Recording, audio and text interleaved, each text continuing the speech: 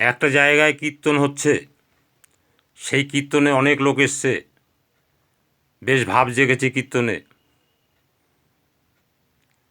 পিছন দিকে একটা ভদ্রমহিলা এসে বসে আছে,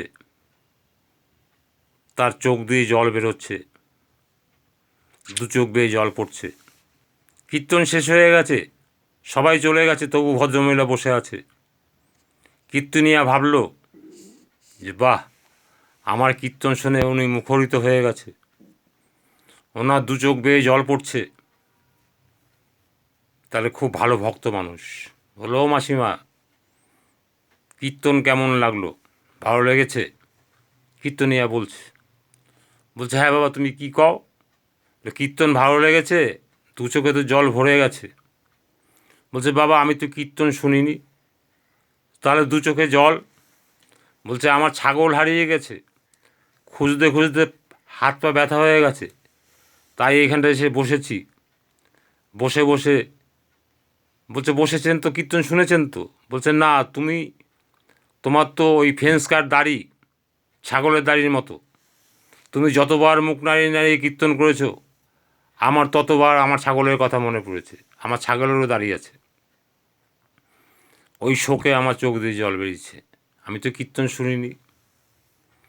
তাহলে আপনি মিটিং করে যাচ্ছেন, আলোচনা করে যাচ্ছেন, আপনার সাগরেদরা সব বসে আছে শুনছে, আপনি মনে মনে ভাবছেন অধীর আগ্রহে শুনছে। তা না, ও কিন্তু পাশের লোককে ডিস্টার্ব করছে, বাহাত বাড়িয়ে ওকে খোঁটাখুটি করছে, ওকে বলছে চল বাইরে চল, বাথরুমের নাম করে চল।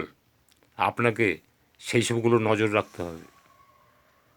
আপনার কীর্তন ওর ভালো লাগছে না, ওর কীর্তন করছে, ও আশেপাশের সামনে পিছনে ডানে বায়ে লোককে ডিস্টার্ব করছে।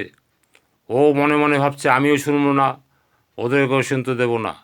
সামনের লোককে পা দিয়ে খোঁচাচ্ছে, পিছনের লোককে মাথা দিয়ে এরকম এরকম করছে, ডান দিকের লোককে ডান হাত দিয়ে, বাঁ দিকের লোককে বাঁ হাত দিয়ে খুঁটছে, যে আমিও করবো না, তোকেও, তোদের চারজনকেও করতে দেবো না। এই সমস্ত দিকে নজর রেখে আপনাকে বলতে হবে বক্তব্য, কথাবার্তা। যদি এইগুলো না করেন, আপনি দেখবেন আপনার পাত্রের মধ্যে যেটাকে ঢুকাচ্ছেন, ওই একটাই ঢুকাচ্ছেন, আর বের করে দেখাচ্ছেন এক, বের করে দেখাচ্ছেন দুই, তিন।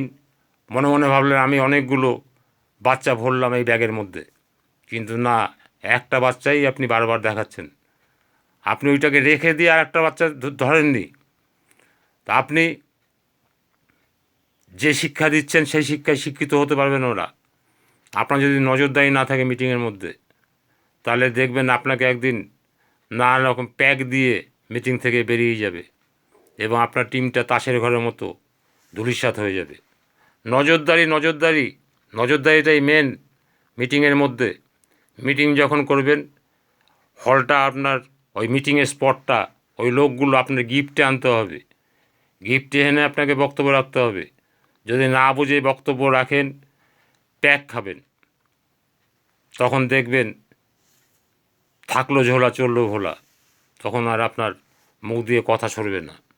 তাই একটা খেলোয়াড় যখন বল নিয়ে বল করতে যায়, তখন সেই বলটাকে দেখবেন হাতে ধরে থুতু লাগিয়ে কীরকমভাবে বলটাকে ঘুরিয়ে প্যান্টে মুছে তারপর যখন বল করার সময় হয় বলটা করে। আপনাকেও সেরকমভাবে প্রস্তুতি নিয়ে কোনটার পর কোনটা বলবো, কার পরে কী বললে আকৃষ্ট হবে, সেইগুলো জানতে হবে, জেনে নিয়ে আপনাকে মিটিং করতে হবে। অন্যথায় কিন্তু আপনার মিটিং কেউ গ্রহণ করবে না, আশেপাশের লোককে ডিস্টার্ব করবে। এরকম নজরে পড়লে তাকে সেইভাবে আপনার কাছে নিয়ে বসান, সামনের বেঞ্চে বসান, সামনের টেবিলটায়, সামনে একদম, যাতেও কাউকে ডিস্টার্ব করতে না পারে। হয়ে যেত, আমি এরকম করেছি তো, দেখছি ডিস্টার্ব করছে, আর এই যে বাবু, তুমি গোলাপি জামা, ওঠো আসো, আমার সামনে আসো, তুমি বেশ মন দিয়ে শুনছো, আমি বুঝতে পারছি, আসো। ও বুঝতে পারছে ওর ভয় হয়ে গেছে। এইবার যখন সামনে বসালাম, তখনও কিন্তু মন দিয়ে শুনছে।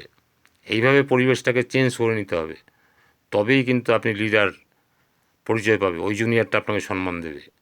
না হলে জুনিয়রটা দেখবে এই সিনিয়রের চোখে আঙুল দিয়ে আমি আমার কর্ম করতে পারি, তাহলে সেই টিমটা কিন্তু তাসের ঘরের মতো ভেঙে যাবে। আপনার চিন্তাভাবনা অপরিষ্কার, আপনার চিন্তাভাবনায় জল ঢেলে দিয়ে ও কিন্তু আনন্দ করতে করতে নাচতে নাচতে বেরিয়ে যাবে। আপনার পরাজয় হবে, ওর জয় হবে। আপনি কি চান আপনার পরাজয় হোক, ওর জয় হোক? আপনি তো আপনার জুনিয়রটাকে মানুষ করবেন। মানুষ করতে গেলে যা যা লাগে সেই ব্যবহারগুলো আপনাকে করতে হবে। মিষ্টি ব্যবহার, ভালোবাসা। ওই যে আমি কাছে এনে বসালাম ভালোবেসে, আয় বাবা দিক সামনে আয়, তুই ভালো করে শুনছিস আমি বুঝতে পারছি, তোকে ভালো করে শেখাতে হবে, আয় সামনে বস, বলে নেই যে তুই ডিস্টার্ব করছিস। এরকম মধুর বাক্য দিয়ে তাকে কাছে এনে কী সুন্দরভাবে শিখিয়ে দিলাম। তারপর থেকে কিন্তু ছেলেটি আর বাথরুম করতো না, দুষ্টুমি করতো না। এই নজরদারিটা আপনাকে রাখতে হবে, তবেই কিন্তু আপনি সাকসেস লিডার হবেন।